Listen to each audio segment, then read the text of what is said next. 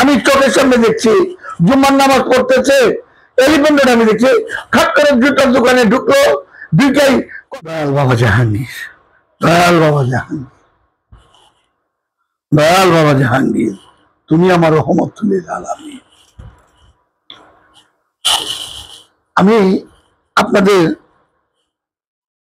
কয়েকটা কোরআনের আয়াত পড়ার জন্য অনুরোধ করব এবং একটু গবেষণা করার জন্য অনুরোধ করব।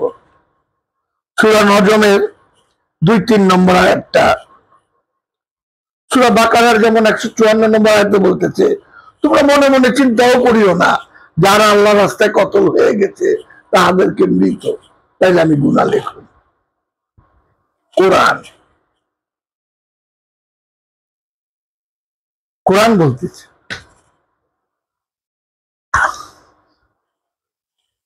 তারপরে দেখেন সূরা আল ইমরানের 169 নম্বর আয়াতটা দেখেন, আমি গোপনে গোপনে রেজেক দান করি যারা আল্লাহ রাস্তায় কতল হয়ে গেছে।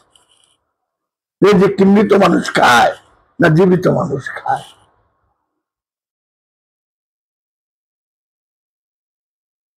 এই গবেষণাগুলি নাই দেখে আমাদের মধ্যে এত নোংরামি। খুব সূক্ষ্মভাবে দেখেন তো, কোরআন বলতেছে দাইমি সালাতের কথা। সূরা মারেজের 23 নম্বর আয়াতে স্পষ্ট ডাইরেক্ট দাইমি সালাত বলতেছে। দাইমি সালাত তো ব্যক্তি কেন্দ্রিক, একা একা নিজের সাথে যুদ্ধ করো, নিজের প্রবৃত্তির সাথে যুদ্ধ করো। আমি চোখের সামনে দেখছি জুম্মার নামাজ পড়তেছে, এলিফ্যান্ট রোড আমি দেখছি, খাট করে জুতার দোকানে ঢুকলো, দুইটাই কসম খাইতেছে, না আমার এটা কিনা 70 টাকা, এই 800 টাকা, আপনি আমার 1200 টাকা দেন, এই দেখেন এটা এই 1600 টাকা দাম, এই আমার লাভ হইতেছে না মুহূর্তের মধ্যেই। আমি কি নামাজ পড়ে শিক্ষা পাইলাম? নামাজ পড়ে কেন আঘাত করার শিক্ষা পাইলাম যে আমি আরেকজনকে আঘাত করব? আমার মহানবীকে আঘাত করছে না আমার মাওলা আলী আঘাত করছে, না আমার ইমাম হোসেন, ইমাম হাসান, খাতুনে জান্নাত মা ফাতেমা বা পৃথিবীর যত মহাপুরুষরা আছে কেউ আঘাত করছে? যীশু খ্রিস্ট বলতেছে এক গালে চল মারলে আরেক গাল পেতে দাও। মাওলা আলী বলতেছে, মহানবী বলতেছে এক হাত দান করলে আরেক হাত যেন না জানে। ওই দর্শন গুলা সূরা মারেজের 23 নম্বর আয়াতে কোনো কথাই নেই, ওটা তো সালাতের কথা, ওটা তো নামাজের কথা বলতেছে। কোরআন কোরআন বলতেছে এটা নামাজের কথা, ওইটা কোনো আলোচনাই নাই। এই মারামারি, এই এইটা করো, এই ইসলাম, এই কি আমার কোরআনের শিক্ষা?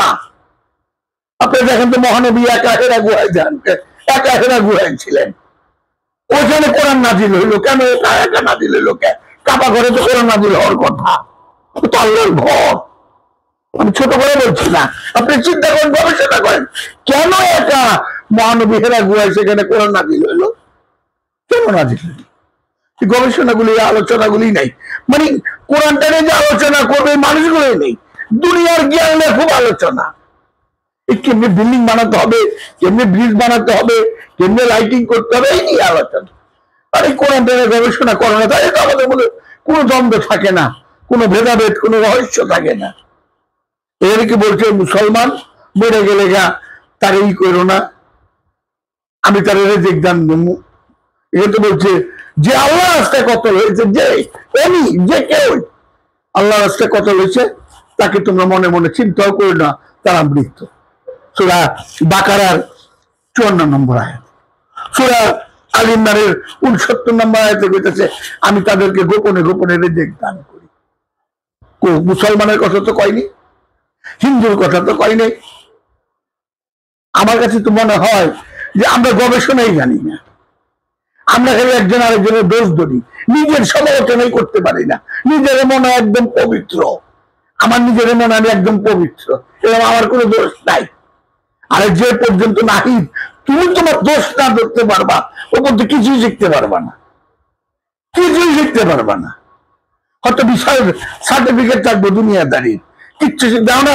বড় বড় মহাপুরুষকে জিজ্ঞেস করো, কেউ জিজ্ঞেস করে আমি কিছু জানি না বাবা, আমি কিছু জানি না বাবা। আর দুনিয়ার জ্ঞান অর্জন করে কে কেমনে বাড়ি ঘর কি করবো চিন্তাই করা যায় না। দাইনি সালাতের কথা একটা বড় আলোচনা হয় না, যে এই যে সূরা মারে 23 নম্বর দাইনি সালাতের কথা বলতেছে। যারে সালাত কেন দুই ভাগ করলো আল্লাহ? একটা 5 ওয়াক্ত সালাত হাদিসে পাই, আরেকটা কোরআনে পাই। দাইনি সালাত একা একা নামাজ পড়ো, তাই কোরআন বলতেছে ও দুনিয়া আস্তাজেব লাকুম, তুমি একা হও, সাথে সাথে আমি জব দিব। তো আমি তো একাই দেখতেছি, তাহলে আমার কে কোরআন আল্লাহ করবো তুমি একা হও? বেজাল আছে তাহলে আমার ভিতরে, আমার ভিতরে দুই আছে, আমার ভিতরে লোভ আছে।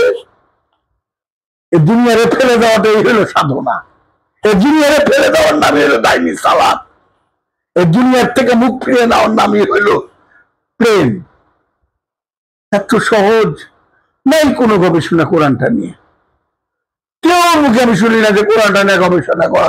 একসাথে বাবা জাহাঙ্গীর বলছে আমি 53 বছর কোরআন গবেষণা করে একটা অক্ষর বুঝলাম না। আমি সবচেয়ে বড় একটা জ্ঞান শিখছি, সে জ্ঞানটা কি আমি কিচ্ছু বুঝলাম না।